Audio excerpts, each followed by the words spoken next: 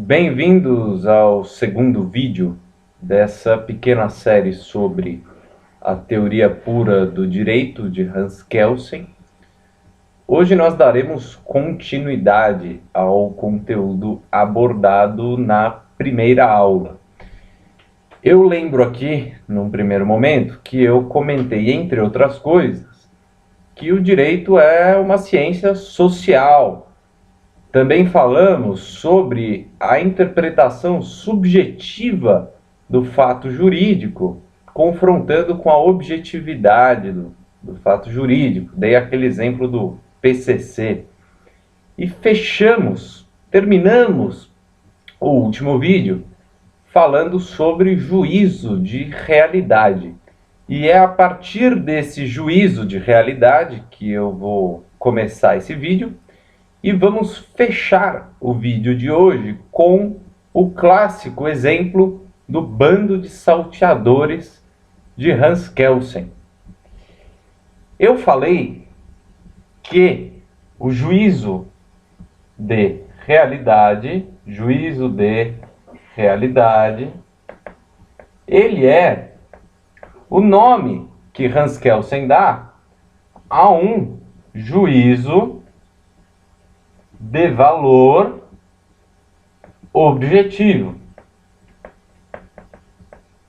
E esse juízo de valor objetivo, por sua vez, ele é emanado de onde? De uma norma objetivamente válida. E aí eu me lembro que eu comentei também que essa norma é o dever ser. Falamos também que essa objetividade ela é dada a partir do momento que você tem a positivação e a partir do momento que você tem um vínculo existente entre a norma e o seu destinatário. E aqui na validade, nós falamos daqueles 4 critérios que o Kelsen coloca no primeiro momento para abordar a validade da norma. Então aqui você tem validade temporal, validade espacial, território. Você tem também a validade material, que é a matéria que se aquela lei deve ou não, se é competência de determinada lei, legislar sobre determinado assunto, se aquilo faz sentido ou não. Dei aquele exemplo da Constituição Estadual, que não vai versar sobre energia nuclear. Material e pessoal, que nada mais é do que a pessoa, a destinatária, o grupo destinatário de determinada norma. Montamos então o quadro desse juízo de realidade. Agora que a gente já sabe o que é um juízo de realidade, vamos falar sobre ele, o juízo de realidade. O vídeo de hoje vai abordar essa questão da objetividade que o Kelsen coloca e também da validade, esse último critério que estava aqui. Esses juízos de realidade, eles, por sua vez, vão formar uma ordem jurídica. Uma ordem jurídica. Você tem um conjunto de juízos de realidade e você forma uma ordem jurídica. E a partir do momento que você tem essa ordem jurídica, você tem formados os tipos. Aqui não me refiro, evidentemente, àquele carro antigo da Fiat, salvo engano. Os tipos, o que são tipos? Tipos são parâmetros a serem observados pela população que deve obedecer determinadas leis. Exemplificando, o tipo, você forma ideais, parâmetros do que é bom e o que é ruim de acordo com determinada lei de um determinado território. Então, por exemplo, matar. No ordenamento jurídico brasileiro é Em regra, matar é proibido. Está no Código Penal previsto, dotado do princípio retributivo, uma sanção que por sua vez é um castigo. Lembrando que sanção pode ser um castigo ou pode ser um prêmio. Sanção nesse caso do matar é o quê? Um castigo. Então você tem uma pena prevista para o ato de matar. Então o matar está no rol dos tipos não interessantes, que não interessam a boa convivência dentro do Estado. O ato de matar não é bem-vindo. Ele faz parte do tipo que não é interessante. Você tem o tipo bom e o tipo ruim. É interessante notar também que tipos, como eu disse, são ideais. Ou seja, eles serão observados. Não necessariamente, aliás, muito dificilmente, alguém conseguirá preencher todos os requisitos de um tipo ideal existente num ordenamento jurídico. Você, eventualmente, sem saber, comete uma ou outra infração. Então, as regras, elas formam esses tipos, esses parâmetros que devem ser observados por todos. Se serão todos cumpridos ou não, é outro problema. Esses parâmetros, por sua vez, como a gente falou, eles estarão nas normas e eles serão dotados, a norma, ela tem aquele princípio, o quê? Retributivo, que é dado pela sanção. E por sua vez, a sanção pode ser um prêmio ou pode ser um castigo. Você ter uma pena privativa de liberdade, evidentemente, é um castigo. E o prêmio seria, por exemplo, o desconto que você recebe quando você paga o seu IPVA à vista. Ao invés de você pagar as parcelas do IPVA, você paga ele à vista e você tem 5% de desconto. Só para exemplificar. Agora, aqui em São Paulo, estamos tendo problemas com água. E é interessante que eu li no jornal que, ao invés do desconto que o governo está tentando implantar no consumo de água, então se você consome 20% a menos, você tem 20% de desconto na sua conta no final do mês e vai até 30% de desconto mensalmente. Agora estão pensando em implementar uma multa para quem gastar acima do que, para quem utilizar mais água do que é o recomendado, do que será o permitido. E o Kelsen, ele fala que serão sempre observados com maior atenção os castigos. Isso é uma observação que ele faz em relação às pessoas. Então, se você tem a água, eu gosto do exemplo do caso da água, porque, legal, você me dá um desconto se eu usar menos. Então não vou usar menos. Agora, se o Estado fala, não, vai ter multa se você passar disso. Aí começam a obedecer. É bem interessante, porque na prática ocorre bastante. Então essas normas são dotadas do princípio retributivo através da sanção, que por sua vez a sanção pode ser um prêmio como um castigo. Perfeito. Próximo. O que acontece é que a ordem jurídica, antes mesmo, se você precisar, eu não sei se você está copiando isso aqui ou não, mas você pode pausar o vídeo, aí você copia, depois você continua que eu vou apagar de novo.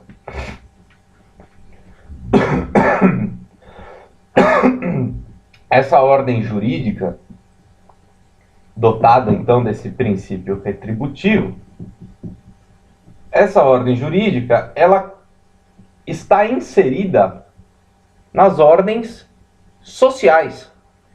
Vou desenhar aqui um mexicano visto de cima. Aí você tem, nesse círculo aqui de dentro, você tem a ordem jurídica. E nesse grandão aqui, seria o conjunto das ordens sociais. O Kelsen traz o exemplo da moral e da religião. Porque tanto as normas, positivadas ou não, eu falo aqui de moral ou religião, 10 mandamentos, seguir o que está na Bíblia, todas essas ordens são dotadas de um princípio retributivo. Você tem uma resposta a uma determinada conduta, seja essa conduta mais ligada a uma crença, como ocorre no caso da religião, seja essa conduta mais ligada a uma aprovação ou reprovação da sociedade, como ocorre no caso da moral. Essa ordem jurídica, ela está inserida nesse contexto de ordens sociais. E a resposta, o Kelsen, ele tem a preocupação de trabalhar as categorias de sanção que serão materializadas caso haja o descumprimento de determinada ordem, seja ela moral, religiosa ou jurídica. Você tem aqui, na moral, ele vai falar em sanções sociais imanentes, que dizem respeito justamente à aprovação ou reprovação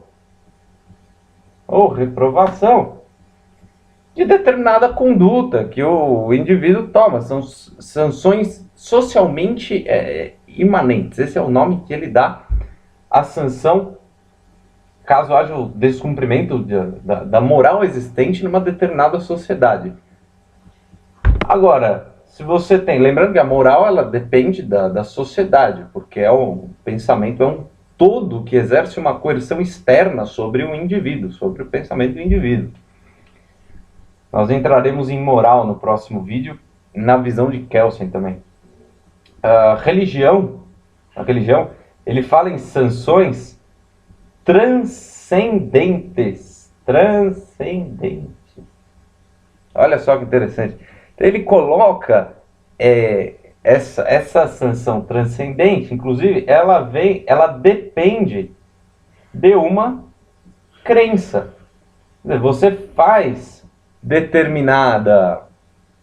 toma uma determinada atitude, exerce determinada conduta que não é bem vista pela sociedade religiosa, pela sua sociedade religiosa. Mas para que essa sanção transcendente seja efetivada, materializada, você tem que acreditar que existe, no caso da religião católica, por exemplo, um paraíso e um inferno. Então você tem que seguir determinadas normas que a religião impõe na condição de ordem social, porque a religião é uma ordem social, a partir do momento que existe um princípio retributivo, só que esse princípio retributivo da religião, ele depende do indivíduo acreditar que existe um além, que existe um paraíso, e assim por diante.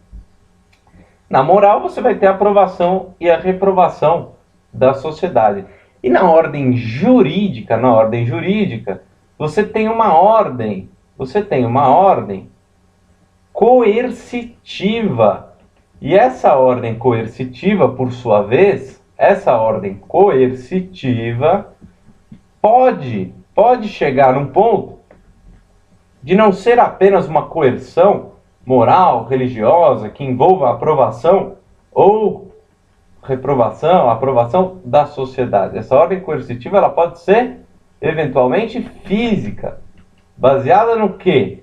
No ordenamento jurídico vigente. Exemplo, o 32 do Código Penal. Você tem lá as espécies de pena, você tem uma pena privativa de liberdade.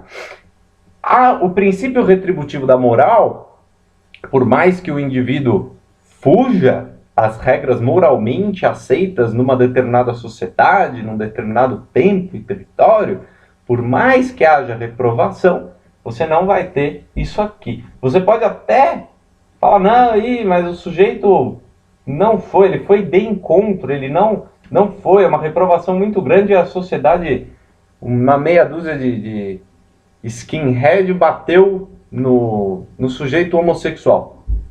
Tudo bem, mas essa ordem coercitiva, essa coerção física, a coação da ordem não é jurídica, não está legalmente embasada. Não há fundamentação legal para o skinhead bater no homossexual. Enquanto na ordem jurídica, só estou citando um exemplo aqui, o artigo 32 do Código Penal, que vai falar que uma das espécies de pena é a privação da liberdade do indivíduo. Você está utilizando uma coerção física, você está privando o indivíduo do direito que ele tem de ir e vir. Portanto, essa é a grande diferença da ordem jurídica para as demais outras ordens sociais. Dito isso, nós vamos falar agora sobre essa coerção do ordenamento jurídico. O Estado, ele é, por natureza, repressivo. Ele precisa ser, ele é, por natureza, ele é repressivo. E o que acontece, o que interessa pra gente aqui, o Kelsen ele vai falar que essa coerção física, ela tem que ser a coerção, vou colocar aqui, coerção, ela deve ser monopolizada, deve constituir monopólio do Estado. Por quê? Para que haja mais segurança coletiva. E essa segurança coletiva, que será dada através do monopólio da coerção pelo Estado, essa segurança coletiva ela visa uma paz. Ressalto-se aqui que Kelsen não fala que o direito visa a paz e que teremos uma paz perfeita. A paz no direito é relativa, assim como a justiça. Vou falar um pouco sobre a justiça no direito, um pouco ainda nesse vídeo. Agora, essa segurança coletiva, ela visa a paz. Ela visa a paz. Segurança coletiva, que é dada através da monopolização da coerção pelo Estado. E ele fala que um ordenamento jurídico, um sistema jurídico avançado, um certo grau de avanço, ele só vai permitir uma coerção fora do monopólio do Estado, ele só admite a coerção como uma exceção à regra. A autotutela é uma exceção. E, para exemplificar, vamos falar de ordenamento jurídico brasileiro. A autotutela aqui é regra ou é exceção? É exceção. Você tem, no penal, você tem legítima defesa e civil, defesa de posse e propriedade. Agora, a regra geral é que o Estado, através do sistema judiciário, ele tem o poder, o dever e a função de aplicar a lei no caso concreto para dirimir os conflitos, para resolver as lides existentes, os conflitos existentes. Agora, olha que interessante, a partir do momento que a gente fala em monopólio do Estado no que tange a coerção, a gente pode montar aqui um pequeno quadrinho. Isso é hoje, século 21, 2014, no Brasil. Vou explicar por que eu estou frisando isso. Porque Roma, por exemplo, Lei das 12 Tábuas. Na Lei das 12 Tábuas era previsto que o autor deveria levar o réu a juízo. Então você acusa alguém, porque esse alguém não está pagando determinado dinheiro, e você tem que levar esse cara para o tribunal. Isso não era um problema da ordem jurídica da época. O sujeito que tinha que dar um jeito do réu aparecer lá. Agora, você tem aqui no topo esse poder e dever e função que o Estado tem através do seu, em regra, através do seu poder judiciário, de aplicar a lei no caso concreto, e esse interesse, a jurisdição voluntária, o interesse que o Estado tem em resolver os conflitos, chama-se função jurisdicional. Essa função jurisdicional, então, o que acontece? Você tem aqui o sujeito A, o sujeito B, e aqui você tem o conflito. Aqui no meio, você tem a função jurisdicional. A quer cobrar o dinheiro de B, porque B não pagou, está devendo 100 mil reais aqui, 1 milhão de reais. A vai poder pegar B, dar uns tapas em B, chutar B, ou eventualmente matar esse outro indivíduo aqui? Não, por causa disso não. Inclusive o Estado ele tem interesse em proteger esta lide, ele quer ajudar. A execução aqui por parte do Estado. O Estado ajuda a procurar o indivíduo, achar o indivíduo, executar determinado bem desse indivíduo para que ele cumpra essa obrigação. Agora, se a gente pega aqui a lei das 12 tábuas, isso aqui não era muito levado a sério. O indivíduo A, poxa, o B está devendo para o A, tem uma grana aqui envolvida. O que a lei das 12 tábuas falava? Falava, ó, o sujeitinho A, Asdrubal, A de Asdrubal, o Asdrubal, você vai ter que cobrar o Bernardo, só que você vai ter que pegar esse cara aqui, você vai ter que arrastar ele pro tribunal, pra gente poder cobrar dele. Aqui não, aqui você ingressa em juízo, o Estado ele te ajuda, ele está aqui para te ajudar. Ele é dotado do monopólio dessa coerção, admitindo a autotutela, a autodefesa, como uma exceção. E o Kelsen vai falar então que quando o ordenamento jurídico, quando a existência, quando essa coerção ela é a regra do ordenamento jurídico, você tem um sistema jurídico avançado. E quando ela não é a regra, como acontecia na lei das 12 tábuas, na visão de Kelsen, isto não era avançado. Não era um sistema jurídico tão aprimorado. Essa é a visão de Kelsen. Não sou eu que estou falando aqui. Passo o autor. Vamos, agora que você entendeu tudo isso, vamos ao clássico exemplo, então, do bando de salteadores. No que consiste? A primeira coisa que precisa ficar clara... Já vou virar. A primeira coisa que precisa ficar clara é que o exemplo do bando de salteadores não foi inventado por Kelsen. Kelsen utiliza o exemplo que Santo Agostinho deu numa obra chamada Cidade de Deus, mais especificamente no livro 4, capítulo 4 dessa obra de Santo Agostinho. E Santo Agostinho versa neste capítulo sobre direito. E Santo Agostinho fala que um bando de salteadores não formaria um ordenamento jurídico válido porque eles não são justos. Porque não há justiça dentro desse ordenamento jurídico, entre aspas, do bando de salteadores. Visão de Santo Agostinho: o direito exige justiça. O problema, o Kelsen, ele utiliza o exemplo para refutar, para ir de encontro. Ele não aceita. O Kelsen fala o quê? É como se o Kelsen virasse para o Santo Agostinho e falasse: ô meu, você tá louco? Você colocou, como que justiça vai ser essencial a uma ciência jurídica, se um olhar de justiça depende de diversos fatores que não interessam para a ciência jurídica, como, por exemplo, a sua religião? O Kelsen escreveu a segunda edição em 1960, e ele dá como exemplo que não poderia ser estar vinculada a noção de justiça à ciência jurídica. Ele cita como exemplo o que os capitalistas norte-americanos enxergariam do direito soviético.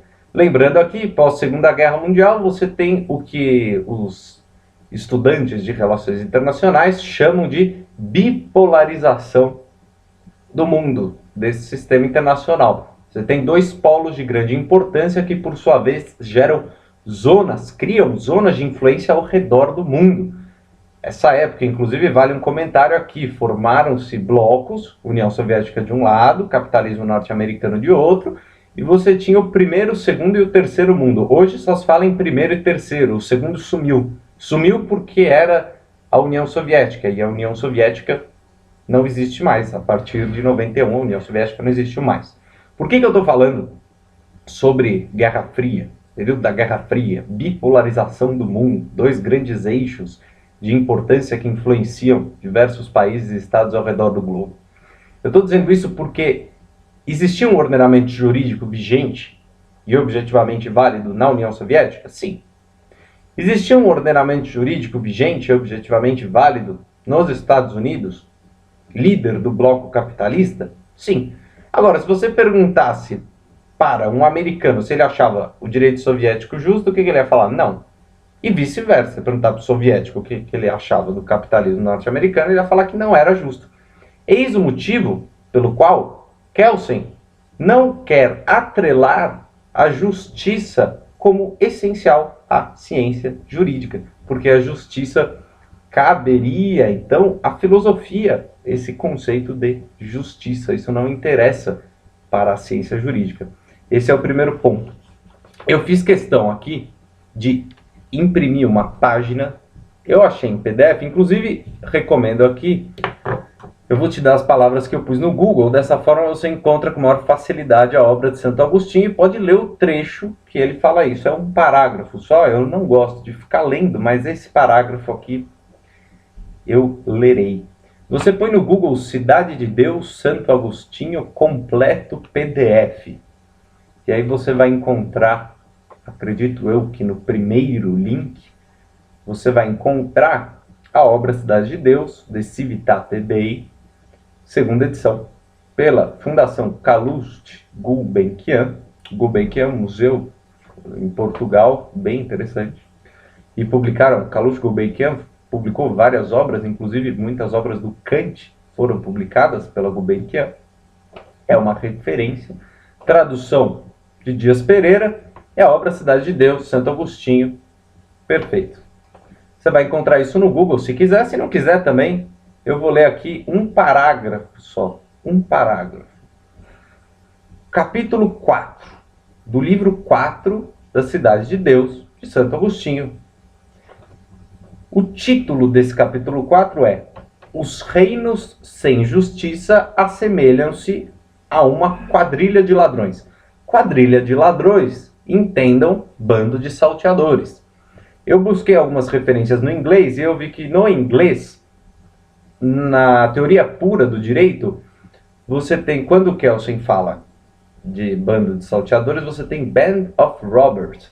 E você encontra esse band of robbers em obras do Santo Agostinho em inglês. Portanto, não há dúvida que quando eu falo aqui quadrilha de ladrões, que é a que você vai encontrar mais facilmente na internet, essa quadrilha de ladrões deve ser entendida aqui como bando de salteadores.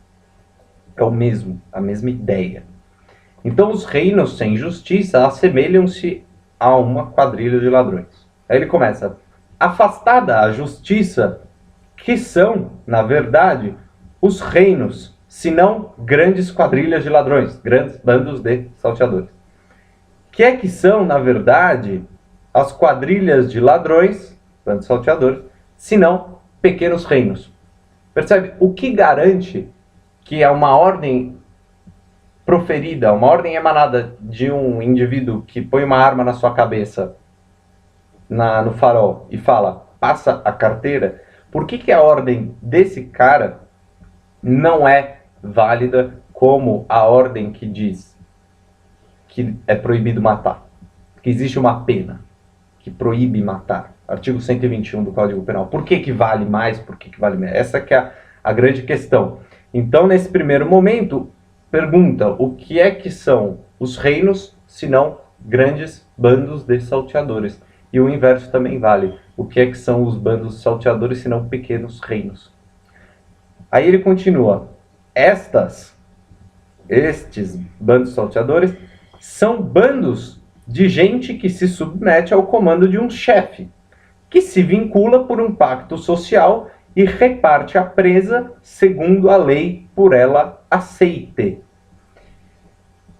Um pequeno guia dentro de uma comunidade. Você pega o PCC, você tem um líder, você tem os caras que obedecem, você tem toda uma organização voltada para o crime, entre outras coisas. Então, qual é a diferença desse ordenamento jurídico, desse ordenamento do PCC para o ordenamento jurídico? Aí ele continua: se este mal for engrossando pela afluência de numerosos homens perdidos, a ponto de ocuparem territórios, constituírem sedes, ocuparem cidades e subjugarem povos,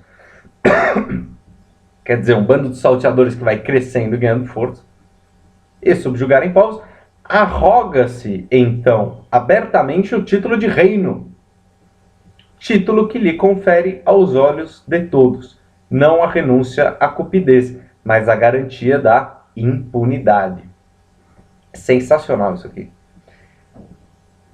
Aí o Santo Agostinho continua: foi o que, com finura e verdade, respondeu a Alexandre Magno certo pirata que tinha sido aprisionado. Então Alexandre Magno aprisionou um pirata e o pirata fala isso. De fato, quando o rei perguntou ao homem que lhe parecia de infestar os mares, o que ele achava de infestar os mares, respondeu ele com franca audácia: o mesmo que a ti parece isso de infestar todo o mundo. Mas a mim, porque o faço com um pequeno navio, chamam-me ladrão. E a ti, porque o fazes com uma grande armada, chamam-te imperador. O Kelsen se incomoda com isso. O Kelsen se incomoda com isso, principalmente com esse título aqui, de os reinos sem justiça assemelham-se a uma quadrilha de ladrões. O argumento que Santo Agostinho usa, então, é que esse ordenamento, eventualmente até positivado, você tem um estatuto de regras dentro do PCC, eventualmente esse estatuto, ele está lá positivado, mas por que ele vale mais? Aí o Santo Agostinho ele fala que é porque dentro desse ordenamento do PCC não há justiça.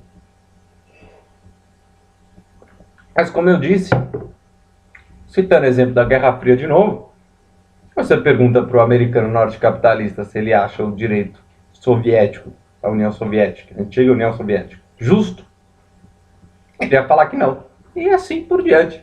Você tem diversas zonas de influência hoje no globo, que se você perguntar se determinado ordenamento jurídico é justo, o sujeito vai responder que não. Hoje a gente poderia questionar, falar em Oriente Médio, será que o pessoal do Estado Islâmico, os jihadistas, ou os sunitas, ou os xiitas, ou qualquer outro grupo mais radical, será que se você entrevistasse esse cara e perguntasse, pô, o que você acha dos Estados Unidos? Você acha que ocorre justiça nesse Estado?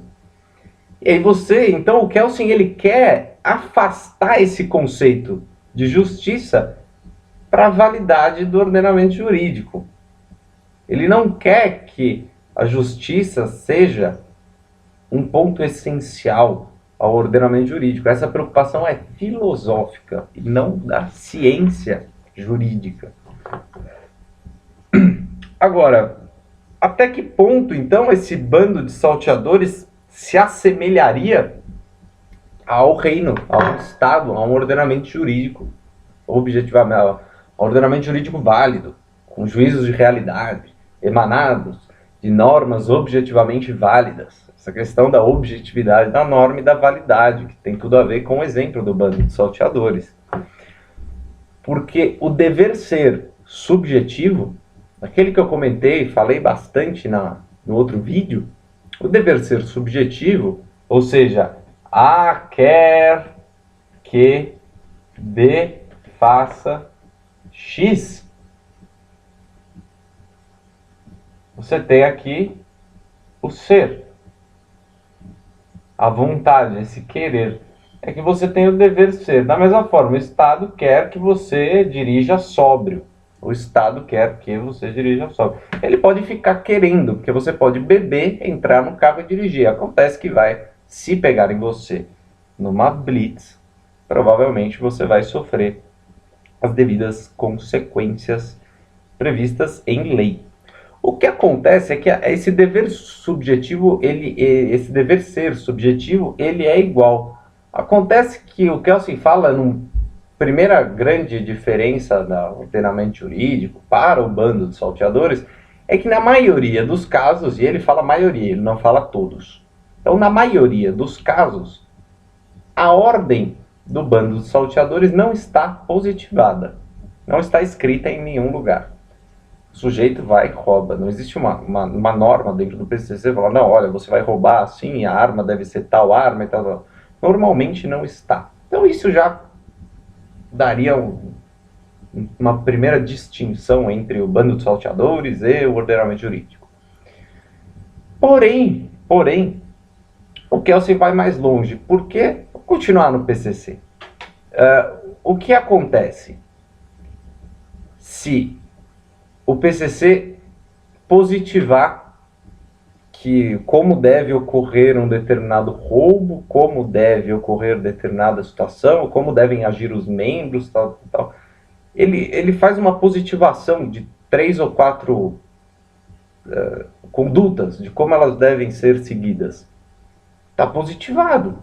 Então a gente tinha lá naquele primeiro quadro que eu fiz no vídeo de hoje, eu vou voltar nele, porque você tinha que ter uma norma, a norma objetivamente válida.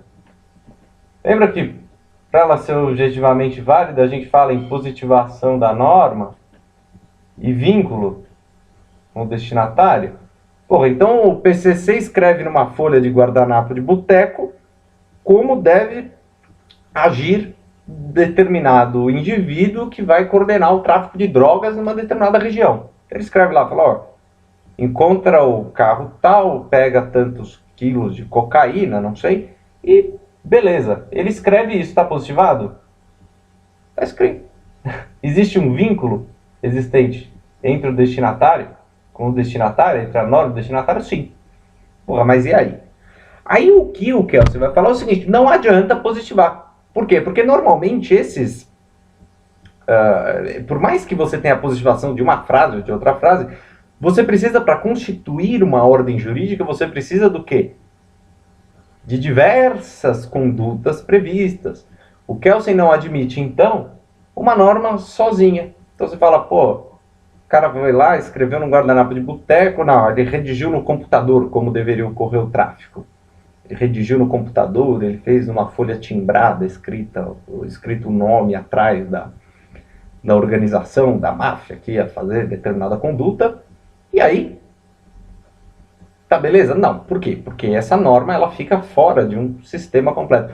E se, agora que vem o grande ponto, e se o PCC resolve fazer uma constituição? Eles falam, não, a gente precisa ter uma coisa mais séria, não basta simplesmente ficar regulando uma conduta que regulação de atos isolados não formam ordenamento jurídico. Então a gente precisa ter um todo, um complexo. Vamos falar aqui dos cargos, como serão atribuídos, que é a competência de quem para tráfico, a competência do fulano, do ciclano. Tudo bem, beleza. Então, aí a organização criminosa, ela instituiu ela de fato elaborou uma constituição. E ela fala em direito civil, ela fala em direito penal, e ela fala em diversas coisas. E aí, o Kelsen vai falar o quê? Que a ordem de coação, reconhecida como ordem jurídica, a ordem de coação reconhecida como ordem jurídica é mais eficaz, é mais forte que essa ordem de coação reconhecida na ordem de um dos membros do bando de salteadores ou dos membros dos bandos de salteadores, dos assaltantes. Porque, então, num determinado momento, a gente chega aqui num ponto que o que ocorre é que a norma do indivíduo que assalta você na esquina, se ela de fato estivesse prevista e não prevista de forma isolada, se ela fizesse parte de um todo de normas cumprindo aqueles requisitos anteriores de validade, objetividade e tal, tudo isso, apesar de tudo isso, a ordem de coação jurídica, reconhecida como ordenamento jurídico, ela é mais forte. Então você tem, de certa forma, o que? O exército, a polícia, você tem diversos órgãos que apoiam o governo para que haja estabilidade. Agora vamos ao exemplo, eu pensei aqui, bando de salteadores.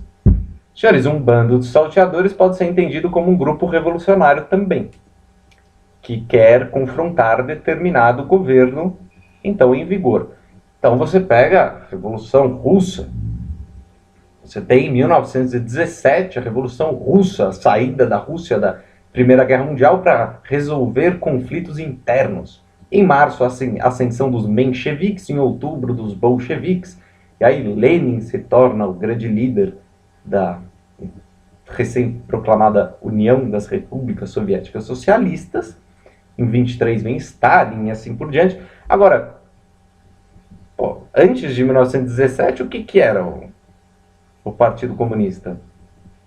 Era ilegal, eles eram o bando de salteadores. Agora, quando eles invadiram o Kremlin, tomaram o poder, tinham o seu exército, e etc., que eu digo são requisitos necessários suficientemente fortes para que sejam confrontados o ordenamento jurídico vigente e essa organização até então criminosa. Quando você tem isso, quando há essa disputa de forças, você tem um grupo revolucionário que vai crescendo, e aí ele toma o poder, e tomar o poder pode ser de diversas formas. A leitura de tomar o poder, você pensa aqui, se fosse aqui no Brasil, coisa que vai ser difícil aqui, mas se você pensasse invasão do quê? Do Congresso Nacional. Você invade o Congresso Nacional, consegue o apoio do Exército, com o apoio do Exército, das polícias e o Congresso Nacional ocupado pelo grupo revolucionário, você instaura uma nova ordem. Aí vamos pensar no caso que a organização criminosa ela tinha todo um ordenamento jurídico. Pronto, está aqui outorgada a constituição da organização criminosa X. Pô, legal. E aí o Kelsey vai falar o quê? É objetivamente válida? Sim. Por mais que... Porque nesse momento aqui a gente também já pode começar a falar um pouco de sistema internacional. Podemos falar de sistema internacional. O que acontece? Aquela questão de soberania externa do Estado, tudo bem, você tem aqui um Estado, então você tem um Estado X, aí esse Estado sofre uma revolução. Mudou o ordenamento jurídico vigente, mudaram as pessoas, houve uma ruptura com o poder vigente até então. O que acontece aqui? Agora, aqui você tem um outro Estado, Estado Y, aqui você tem Estado 1, 2, e assim por diante. Esses outros estados, eles podem achar que esse aqui, o PCC tomou o poder. Aí vem a Venezuela, Venezuela não. Aí vem os Estados Unidos e diz que tem uma organização criminosa no poder, aqui no Brasil. Porque o PCC juntou um monte de arma, conseguiu um apoio do Exército, e aí com esse apoio do Exército entrou no Congresso Nacional, e aí pegou aquela Constituição que eles tinham feito no boteco e outorgou, e eles vão ter eficácia porque eles têm o apoio das forças coercitivas do Estado. E aí? Aí eu te pergunto, ordenamento jurídico aqui é objetivamente válido? Sim. A sociedade política internacional reconhece? Pode ser que sim, pode ser que não.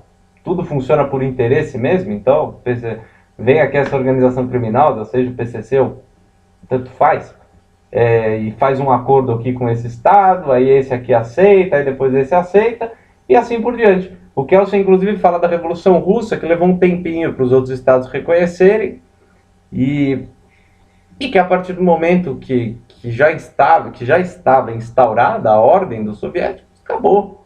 A sociedade política internacional reprime, não gosta, sai a resolução da ONU. Resolução da ONU não tem coerção nenhuma física, a resolução da ONU não vale. Aí sai a resolução da ONU falando que aquele Estado que surgiu é uma organização criminosa. Ah, tá bom, e daí? Alguém sabe o que acontece hoje lá na Coreia do Norte? Ninguém sabe direito. O que acontece na Coreia do Norte é um problema deles. Eles têm um ordenamento jurídico objetivamente válido? Provavelmente sim, porque senão não teria tanta durabilidade. Certo. Falamos então que independe desse olhar para a sociedade política internacional. Isso já dava para ter uma ideia quando eu falei aqui de Guerra Fria. Quando eu falo, os Estados Unidos, o capitalismo norte-americano vai reconhecer o ordenamento jurídico da União Soviética como sendo justo, como sendo bacana, como sendo válido. Não, nunca vai falar. Eles querem a extinção daquele Estado porque eles querem um Estado novo que fique subjugado a eles e que faça transações comerciais e agrade o interesse deles. E a coisa funciona na base do interesse. Agora, por último, o Kelsen fala que esse ordenamento jurídico em vigor ele tem uma eficácia duradoura. Olha que legal. Eficácia duradoura. Não é qualquer eficácia, é uma eficácia duradoura. O problema é que ele não fala em tempo, ele não fala, olha, 6 meses depois está valendo. 5 meses e 20 dias, não. Ou não, olha, precisa de 15 anos para estabelecer isso, ou não. Precisa, não. Inclusive, o Kelsen ele chega a dar um exemplo também, ele fala sobre comunidades de piratas do norte da África, que por mais que observadas sob um prisma da sociedade política internacional, ou seja, por um prisma externo àquele Estado, falar, não, essas comunidades de piratas no norte da África são organizações criminosas, elas simplesmente não podem vingar. Ali dentro, se de certa forma aquilo ocorre, se você tem um ordenamento jurídico ali cumprindo esses requisitos que a gente trabalhou, por que é que não é eficaz? Pode não ser considerado ordenamento jurídico válido para quem está de fora, mas para quem está lá dentro, eles estão obedecendo os piratas, eles estão respeitando isso, aquilo, então, acabou, não tem que ficar discutindo, não, mas a comunidade de pirata é injusta. Dane-se, não interessa que a comunidade de pirata é injusta no olhar de quem? Quem que acha que há injustiça ali? Quem enxerga a justiça ou a injustiça? E quem é esse alguém tão importante para dizer? É isso que ele se incomoda com Santo Agostinho. Fala, porra, Santo Agostinho, o cara é católico. Então, para começo de conversa, na visão de Santo Agostinho, você vai ter o quê? A justiça está vinculada ao Deus. E que Deus? O Deus católico. Então, se você tem a igreja, o islamismo, no Estado Islâmico, dificilmente você teria a justiça. E por sua vez, sem justiça, não tem ordenamento jurídico válido na visão de Santo Agostinho. E o Kelsen vai falar, não pode depender da justiça. E normalmente, além disso, você tem o fator do quê? Do bando de salteadores. Primeiro você tem uma ordem que não costuma estar positivada. Mesmo se positivada, ela pode não compor um todo necessário para a elaboração, para a formação de um ordenamento jurídico. E quando ocorre tudo isso, está positivada, compõe um todo, ainda falta o quê? Força e eficácia contra o poder vigente. Esse é o exemplo, o grupo de revolucionários que se junta com armas, toma o poder. Chega lá no Congresso, no Kremlin, no Parlamento, onde for, mata os grandes líderes do governo, senta lá na cadeira, tem o apoio do exército, já tinha um exército paramilitar, começa a legislar, manda obedecer e as pessoas estão sabendo do que ocorre lá. E existe é pressuposto no ordenamento jurídico novo desses caras que todo mundo sabe disso. Pronto, você formou um novo governo. A União Soviética funcionou assim de 1917 até 1991. Há que se discutir, o ordenamento jurídico soviético era injusto. Isso não interessa para Kelsen, ele se preocupa com a ciência jurídica. E a análise da ciência jurídica independe do conceito de justiça. É isso que irrita Hans Kelsen em relação a Santo Agostinho. Santo Agostinho atrela a justiça à ciência jurídica e o Kelsen fala, sai fora, porque isso não tem nada a ver com o nosso objetivo positivista, lógico, de analisar um ordenamento jurídico e saber se ele é objetivamente válido ou não. Então, se esse bando de salteadores ganhar força, ele se torna um governo vigente. Essa é a grande sacada, é o que interessa, é muito interessante. Vai mudando conforme o governo se desconstitui, constitui grupo de revolucionários. Revolução Francesa, fala da Revolução Francesa, falei da Rússia, vou falar da Revolução Francesa. Revolução Francesa, você tem em 1789 um grupo de revolucionários invade a Bastilha, que era a prisão no famoso 14 de julho. Tudo bem, invadem a Bastilha, que era local de armazenamento de pólvora, antes mesmo de ser a prisão política. A Papuda, a prisão hoje que abriga que guarda os mensaleiros, seria a Bastilha. A Bastilha atual é a Papuda. A Bastilha era a prisão política, mas ela também era o armazém de pólvora do exército francês. Daí, eis um dos motivos de interesse de invadir a Bastilha. Eles tinham muitas armas, mas não tinham munição suficiente. Na Bastilha tinha. Então você tem a tomada da Bastilha. Muito bem. Um bando de maluco vai, invade a prisão da Bastilha, solta meia dúzia de gato pingado que está lá na prisão da Bastilha, preso político, pega a munição, consegue pegar essa munição, prende o rei, prenderam Luís XVI no Palácio das Tulherias, que trouxeram ele, que ele ficava em Versalhes, lá na PQP, trouxeram o cara para o Palácio das Tulherias em Paris, prenderam o cara em Paris, mataram o cara 21 de janeiro de 1793, e aí, o primeiro nome da Revolução Francesa, o primeiro período conhecido na Revolução Francesa, o que é? A Assembleia Nacional Constituinte. Ou seja, você tem uma reunião de pessoas que se colocam na condição de representar nacionalmente as outras e na condição também de promulgar, de criar uma Constituição. Então, de fato, existiu a Constituição, depois da Declaração de Direitos Humanos. Uma coisa que é a Declaração de Direitos Humanos da França, ela vem em 26 de agosto de 1789, e aí durante 10 anos seguidos depois da Declaração, você tem um sujeito que inventou a guilhotina, um monte de gente sendo morta na Praça da Concórdia, você tem guerra civil entre os principais grupos da Revolução Francesa, girondinos, jacobinos, e o pântano que ficava meio aqui, meio ali, uns burguesinhos que sobraram da época anterior. E o que ordena objetivamente, normas objetivamente válidas. No final da Revolução Francesa, mais especificamente em 1804. 1804, Napoleão é coroado imperador. Por quê? Pelo Papa. Legal, tem o Código Napoleônico. De certa forma, o Código Napoleônico consolidou muitos dos ideais da Revolução Francesa. Esse Código Napoleônico, que por sua vez faz a consolidação dos objetivos da Revolução Francesa, ou seja, burguesia no poder, ele por sua vez, ele é objetivamente válido? Sim. Interessa, e Napoleão sai de onde? De onde sai a figura de Napoleão Bonaparte? Sai do diretório, que eram como se tivesse 5 presidentes governando ao mesmo tempo o Estado. Ele tem o seu destaque no diretório e posteriormente ele ganha força alto. Foi coroado imperador em 1804, até 1815 foi válido o ordenamento jurídico lá instaurado. A pergunta que eu te faço, de onde sai Napoleão? Da Revolução Francesa. A Revolução Francesa sai de onde? De um grupo de revolucionários que invadiu uma prisão, prendeu o rei e guilhotinou Luís XVI em 1793.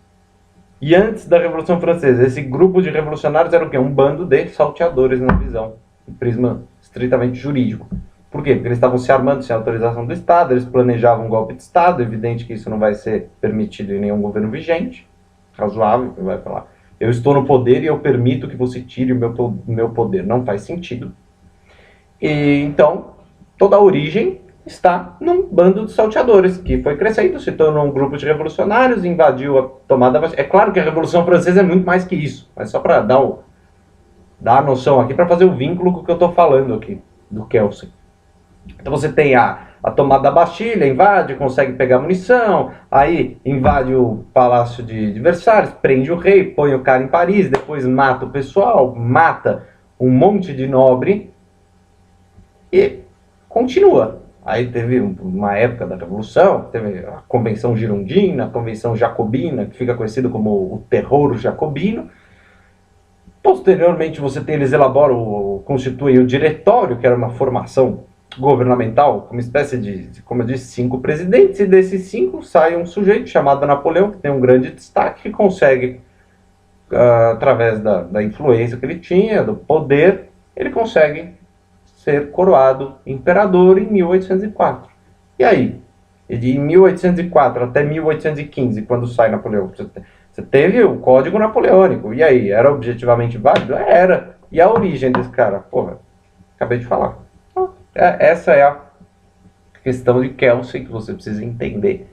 Essa relação entre o bando de salteadores e o reino. Ou seja, entre uma organização criminosa e um governo vigente. Qual a diferença? Porque quando o Estado fala, você vai me pagar 27,5% de imposto de renda, você paga 27,5% de imposto de renda. E aí quando você compra um Guaraná que custa R$5 e R$2,50 são de impostos, você aceita os R$2,50 de impostos e você não vai matar o presidente ou reagir de forma, de maneira coercitiva, física. Você não vai fazer isso, por quê? Porque você tem a polícia, você tem todo um monte de órgãos que defendem esse governo. E a grande diferença seria essa, justamente porque o ordenamento jurídico vigente ele exerce uma coerção em um grau maior de efetividade do que o PCC ou qualquer organização criminosa, ou melhor, qualquer bando de revolucionários que porventura consigam alçar o poder num determinado estado. Por último, eu ia falar dessa eficácia duradoura só para levantar aqui uma questão mesmo. Quando o Kelsen fala em eficácia duradoura, fica um pouco vaga essa noção, mas é interpretação em cima de interpretação para a gente falar, não, é a durabilidade, a partir do momento que as pessoas têm ciência e começam a obedecer, e aí está vigente. Tá? É só para realmente levantar a questão e interpretar. Fica ao seu bel prazer interpretar como queira essa durabilidade da eficácia para ordenamento jurídico e assim por diante. Ok? Muito obrigado pela atenção e até o próximo vídeo.